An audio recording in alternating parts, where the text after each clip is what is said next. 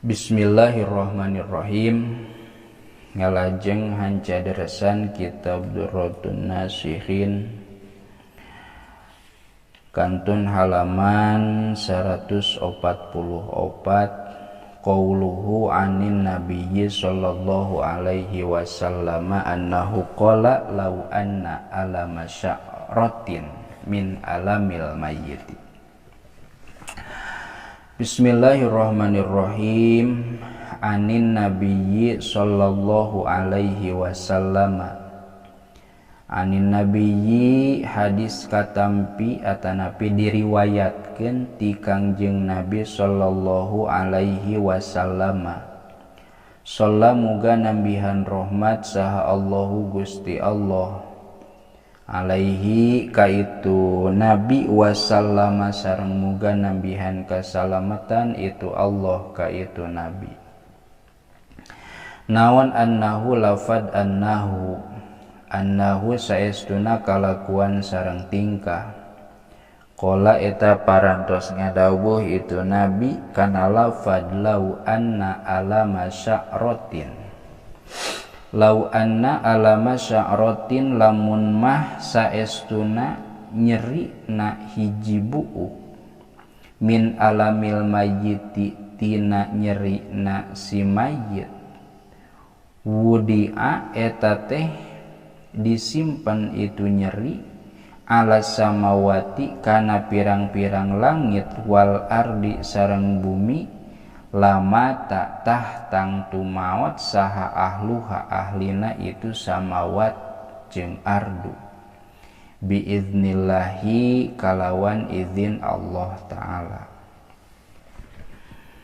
Jadi ku nyeri-nyerina maot lamun teh mah diitung hiji buuk we nyeri nu aya dina hiji buuk na mayit heg eta kanyeri teh ditimpahkeun atawa disimpen dipindahkeun ka langit jeung bumi geus lain ka jalma anu hirup ka jalma anu gagah karaksasa ka jalma anu sakti geus lain kitu deui tapi dipindahkeunana disimpenna ka langitnya pirang-pirang langit jeung pirang-pirang bumi anu sakitu gede lega bahkan gagah bakating ku nyeri lama ta'ahluha biiznillahi ta'ala maka yakin sakabeh eusi langit sakabeh eusi bumi eta teh bakal maot ahli langit bakal maot ahli bumi bakal maot bakating ku naon bakating ku nyeri na maot cacakan eta teh kakara ngitung ti salamar buuk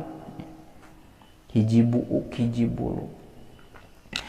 Naon sababna li anna fi kulli sya'ratin mautan li anna fi kulli sya'ratin karna saestuna eta tetep dina saban-saban hiji buuk teh mautan ari maot wala yaqau sareng henteu tumiba naon al mautu maot pisain dina hiji perkara illa mata kajaba maot itu se ma'akul li aqdoihi sarta saban-saban pirang-pirang anggahotana itu se pangna disebut atawa diitung nepikakeun bubuluan sabab bulu-bulu eta teh ngarasakeun oge kana maot jadi nu maotna anggahotana termasuk bulu-buluna oge milu maot nya lamun diperinci manu maot teh jadi loba gorenya hiji jasadna dua buluna bulu ge lain ngan hiji tah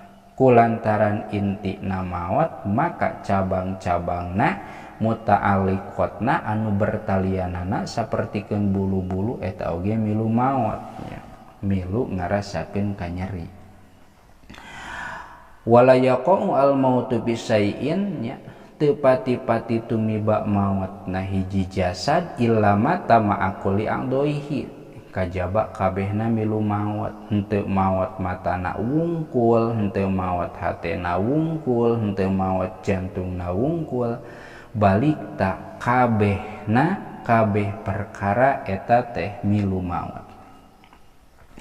Jadi kasimpulanana dina ieu riwayat anu diriwayatkeun ku Kangjeng Nabi teh bahwa nyeri na maot lain nyeri biasa-biasa, tapi nyeri anu luar biasa anu di dieu mah diibaratkeun bahwa nyeri na hiji bulu wae nya ti jalma anu maot eta teh teu kuateun langit, teu kuateun bumi, sahingga lamun ditimpahkeun eta ka nyeri teh ka langit jeung bumi, yakin langit jeung bumi bakal hancur, termasuk ahli-ahlina oge bakal hancur. Maot teh maksudna nya. Nah make dibahasakeun bulu, make dibahasakeun lamun hiji bulu, sabab ari bulu teh eta teh cabang anu leutik.